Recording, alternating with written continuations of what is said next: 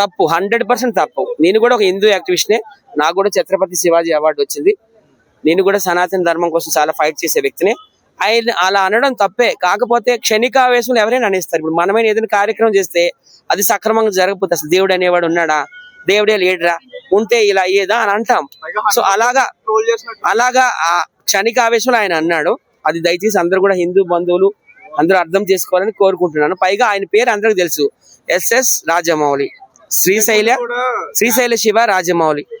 ఇంతకు ముందు కూడా రాముడు అనేది ఒక క్యారెక్టర్ మన వాళ్ళు రాశారు, ఇట్లాంటిది కూడా మాట్లాడి ట్రోల్ అయ్యారు. ఇప్పుడేమో హనుమంతుని గురించి మాట్లాడారు. రాముడు క్యారెక్టర్ లో మహేష్ బాబు గారిని చూసి నాకు నిజంగా గూజ్ బంప్స్ వచ్చి అన్నారా అంటే దాని అర్థం ఏంటని, భక్తి అనేది ఆయనలో ఉండబట్టే కదా బాడీలోకి ప్రవేశించి గూజ్ బంప్స్ అనేవి బాడీ అనేది పరవశింపం అయింది అన్నట్టు చెప్పారు.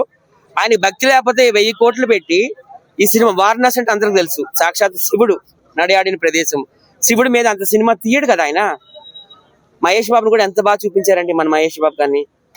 శివుడి యొక్క రథము నంది మీద వచ్చినట్టు చూపించారు. సో ఈ సినిమా అయితే సూపర్ డూపర్ హిట్ కావాలని కోరుకుంటున్నాను. ఆయన క్షణికావేశంలో అన్నారు. ఆయనకు కూడాను దయచేసి ఒక ట్విట్టర్ లో సారీ చెప్పాలని నేనైతే ఆయన కూడా డిమాండ్ చేస్తున్నాను, రిక్వెస్ట్ చేస్తున్నాను. రాజమౌళి అంటే అది ఆయన ఒక శిఖరం, మీ అందరికీ తెలుసు. చాలా మంది అంటే ఆయన ఇంటిని చుట్టుముట్టడానికి కూడా ట్రై చేస్తున్నారు చాలా మంది. చాలా తప్పది.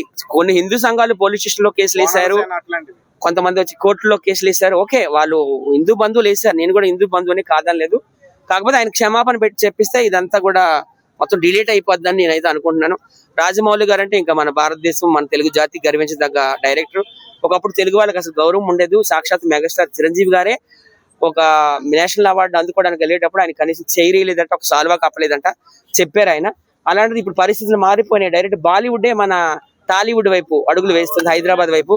అమితాబ్ బచ్చన్ కావచ్చు, సల్మాన్ ఖాన్ కావచ్చు, దీపికా పదుకొనే కావచ్చు, అక్షయ్ కుమార్ కావచ్చు, ఐశ్వర్య కావచ్చు, అందరూ కూడా ఇంక తెలుగు సినిమాలే గొప్ప అని మాట్లాడడం, తెలుగు వైపు అడుగు వేయడం చాలా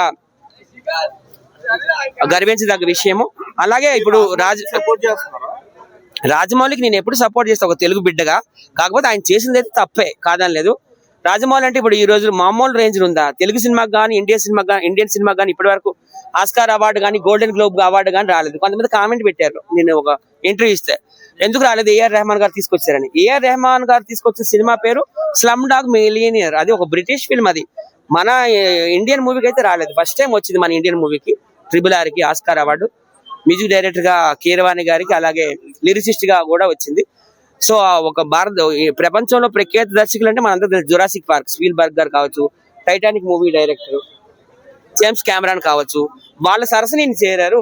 వాళ్ళు కూడా మన సినిమాలు చూసి your movies are eye feast అని కూడా అనడం జరిగింది. జేమ్స్ కెమెరాన్ కావచ్చు, స్పీల్బర్గ్ కావచ్చు. సో మన తెలుగు జాతి భారతదేశం గర్వించదగ్గ దర్శకుడు కాబట్టి ఆయనకు అందరూ దయచేసి సపోర్ట్ చేయండి. అట్ ద సేమ్ టైం ఆయన కూడా హిందూ సంఘాలందరికీ క్షమాపణ చెప్పాలని నేనైతే డిమాండ్ చేస్తున్నాను. Thank you.